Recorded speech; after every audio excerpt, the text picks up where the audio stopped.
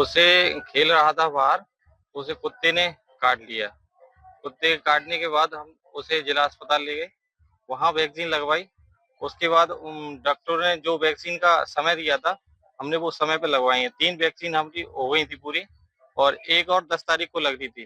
तो उससे 10 से 6 तारीख को उसकी तबीयत थोड़ी अजीब हुई, मतलब थोड़ा बैगने लगा वो। तो हम जिला अस्पताल ले गए उसे। जिला अस्पताल में डॉक्टर ने देखा तो डॉक्टर बोलने लगे इसे रेबीज का वो है, लक्षण दिख रहे हैं, इसका कोई इलाज नहीं है। तो फिर वहां से मैंने कहा रेफर कर दे रहे ग्वालियर। तो ग्वालियर ले गए तो ग्वालियर भी उन्होंने यही कहा कि इसके रेबीज के लक्षण हैं, इसका कोई इलाज नहीं है, इसको आप जहाँ ले जाना चाहो वहां ले जाओ, कि उसका इलाज कोई है नहीं है। हमने कहा उसे मतलब या ग्वालियर दिल्ली, तो उन्होंने ये कहा दिल्ली भी ले जाओ, उसका कोई इलाज ही नहीं है। तो हम तो ये कहना चाह रहे हैं कि हमने वैक्सीन समय पे लगवाई, उसके बाद भी ये लक्षण आए कैसे, इसका कारण क्या है? या वैक्सीन सही नहीं लगी है, या क्या कारण है उसका? वहाँ ग्वालियर भी यही कह रहे थे उसकी वैक्सीन सही से लगी नहीं है, जो समय पे लगनी थी, या जो आपने जो भी गलती की हो नहीं की, तो हमने तो जो समय दिया था उसका वही समय पे लगवाई। फिर भी उसे संकेत ये दिक्कत आ गई। उसके दिक्कत आने के बाद 24 घंटे के अंदर बच्चा रहा नहीं। उसका क्या कारण है, हमें तो ये समझ नहीं आ रहा। 1000 बेड में, 1000 बेड ग्वालियर में ही ले गए थे। तो वहां भी डॉक्टर ने देखते ही कहा भैया इसको रेबिस के लक्षण है, इसका कोई इलाज नहीं है, आप चाहे कहीं ले जाएं, दिल्ली ले जाएं या कहीं भी ले जाएं, इसका कोई इलाज ही नहीं बना आज तक। फिर वहां से हमने झांसी झांसी के लिए लेकर आए बच्चे को।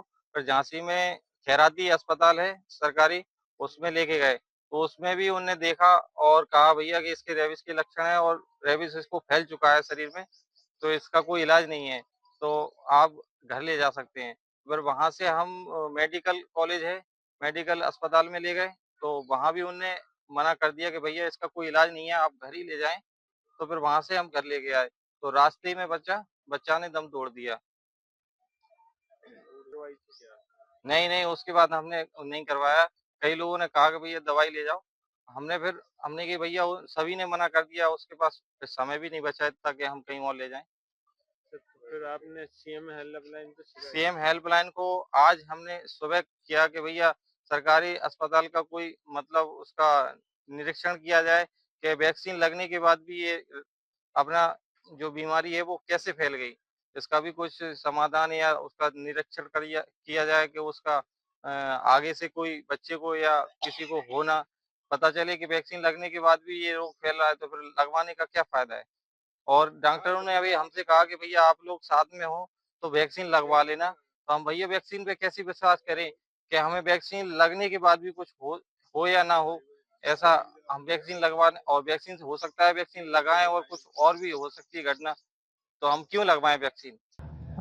एक 6 साल के बच्चे की मृत्यु का मामला संज्ञान में आया है। एक्चुअली ये बच्चे का हमने पूरा कल जब डिटेल निकाला था तो पता चला कि ये 13 जनवरी को इसको डॉग बाइट हुआ था, और ये कैटेगरी 3 डॉग बाइट था। कैटेगरी 3 में मतलब जब ये यहाँ हॉस्पिटल में आया तो उसमें रिपोर्ट हुआ था कि इसको शायद सर पे और हाथ पे इसको कुत्ते ने काटा है। और उसके बाद ये जब हॉस्पिटल में आया तो उसको पूरा जो इम्यूनाइजेशन रेबीज का है 0 डोज से स्टार्ट किया गया था, साथ ही साथ उसको इम्यूनोग्लोबिन वगैरह भी दिया गया यहाँ पे 13 तारीख को। उसके बाद एज पर प्रोटोकॉल जो बाकी के डोज लगने चाहिए थे तो उसमें उसको 16 तारीख को और 21 तारीख को भी डोज लगा था। चौथा डोज उसका ड्यू था जो अभी 10 फरवरी को लगना था, लेकिन उससे पहले ही शायद बच्चे को कुछ 6 फरवरी के आसपास कुछ प्रॉब्लम हुई, तो उसके बाद उसके जो माँ बाप हैं वो ओपीडी में दिखाने के लिए लेके आए। तो शिशु रोग विशेषज्ञ ने उसको देखने के बाद उसको भर्ती करने की सलाह दी, तो पीआईसी में बच्चे को एडमिट किया गया। वहां उसको और असेस करने के बाद देखा गया कि उसमें रेबीज के कुछ लक्षण पाए जा रहे हैं।